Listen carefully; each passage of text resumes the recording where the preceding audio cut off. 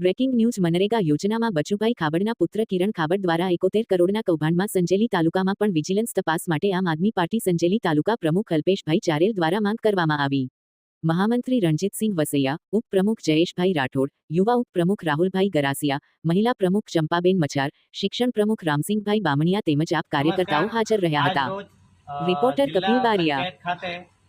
DDO સાહેબને આવેદનપત્ર આપી અને અમે રજૂઆત કરીએ છીએ કે જેવી રીતે દેવગઢ બારિયા ધાનપુરની અંદર જે મનરેગા યોજનાની અંદર જે કૌભાંડ થયા છે એવી જ રીતે અમારા સંજેલી તાલુકાની અંદર પણ ખૂબ મોટા પાયે ભ્રષ્ટાચાર થયેલો છે।